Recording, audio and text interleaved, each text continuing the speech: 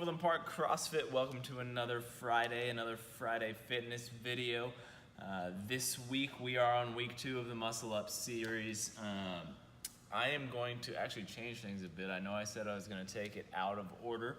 I'm still going to do that, but I'm going to switch my last 2 weeks. Midweek I kind of thought just made more sense to do it this way. So today we are talking about the kip swing, and then next week we will talk about cycling reps. So this week we're going to start on the whiteboard. Like I said, am one who likes to draw pictures, so this is where we're going to start today. One of my biggest gymnastics and really movement cues and tips that I give people is you can think about CrossFit as a series of math equations. Every time we do a movement, we have specific things that go into each movement that need to be replicated on a consistent basis in order for it to work out in our favor and work out to the best of its ability. So what I like to say is that movement, or M, is just like a math equation. Every time we add something into that equation, it is only going to become more difficult to solve. The more difficult it is to solve, the less likely it is that I reach the same exact answer every time.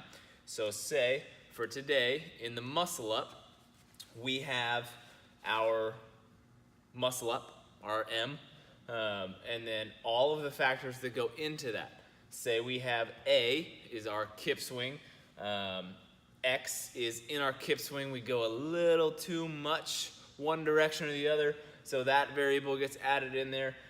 B is our pull, say, and on our pull, we pull a little late, so we have Y in there. It's another thing that we have to factor in, we have to work on, we have to add in more input into. C is our dip. Let's say our dip, we have our chest a little bit too deep, so we have to add that Z in there. And then D is our cycle rate, and our cycle rate just isn't perfect, so it's a little bit more complicated. But as we can control our kip swing, we can take some of that out. As we can make our turnover most efficient, we can take out that Y. As we have our dip, our chest is nice and strong, we can take out Z. Our cycle time gets faster. We don't need to worry about D anymore. It's a sure thing. In that way, CrossFit is just like math.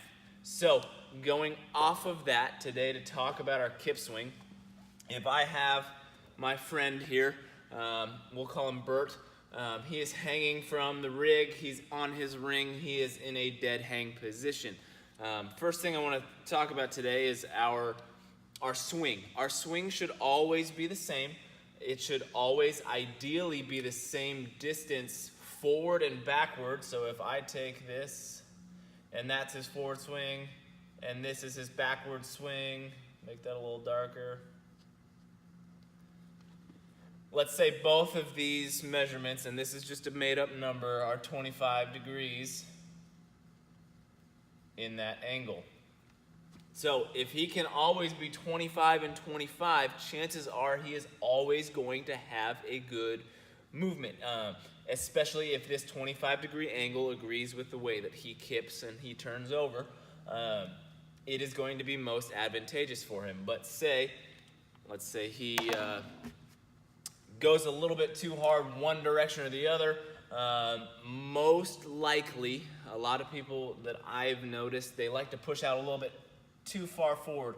So now, instead of having that center point right under the ring where I can have a nice, solid, strong pull, I have now pushed that forward to where, grab another marker,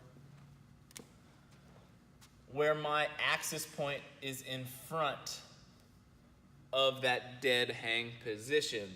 That means that when I go back, I'm gonna have to change something in order to get myself into at least this dead hang, if not slightly behind, to where I can actually pull into that muscle up. If I'm out here and trying to turn over, I'm gonna have a bad time. I'm not gonna make it unless something immaculate happens, which would be really cool. But ideally, that swing, forward to back, is the exact same. Going off of that, while we have him drawn up here, I'm going to take some of this out. On that swing, kind of like I alluded to just a second ago, if I'm pulling from the front of my dead axis point, I am gonna have a bad time. So when I turn over, and I am someone that turns over with a little bit of behind the ring pull, I'm gonna be good here. But if I can get at least to that center position, things are gonna work out well. Having all that said, let's take some of what I just talked about and throw it on the rings. New shirt, who dis? All right, we're talking muscle up swing. As you can tell, I've kind of centered the camera that it's on right on this rig post. This is going to be my dead hang axis. That is not a scientific term, by the way. But what I want to talk about first is on that kip swing. The biggest thing I see, like I said earlier, is people pushing out way too far forward in the beginning. So my biggest cue for that is do less. You really don't need a whole lot of swing in order to get the kipping muscle up. It just has to be a very small amount. For me, I only really need this much swing in order to get that muscle up, get up there nice and tall. If I push out way too far forward, chances are I'm going to swing around a little bit. I'm going to lose some of the tension in my body. A lot of those first time muscle up videos that you see online, you'll see people really push out. They really get that big old, and really try and just send it. I would encourage you to not do that, mainly for longevity. Build those movement patterns early, get them going now, so that way when you get into sets of muscle ups of 2s, 3s, 4s, things are going to be a little bit easier to transition. So on that kip swing, what we want to see is we want to see hollow body in the front and hollow, anti-hollow body in the back. That Superman position, same thing that we see when we kip on the bar, but this time our center of axis is going to move front and back. That instability is there. So what I want you to do, same thing as the bar. We initiate from the shoulders.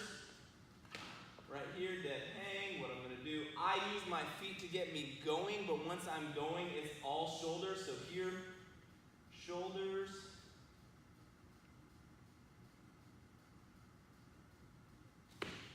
As you can see, I'm roughly the same distance forward and backward. That's going to be ideal. That's the first thing I want you to focus on, is just that itty bitty swing. From there we can slowly build up. We can work those hips forward and back, just like a hollow rock, or a hollow rock from your stomach. A lot more challenging, give it a shot. And then we are just going to build that swing through the shoulders. That is our kip swing for today. Just getting you going. If you have any questions, you want more, you want a more in-depth version of trying to work on that swing, please let me know. I'm more than happy to help you. I know all of our coaches would be more than happy to help. Down the road, you might see another kip swing video talking about some drills to increase that swing forward and back, work on that transition from the swing to the turnover. With that, again, let me know if you have any questions, and as always, enjoy your weekend.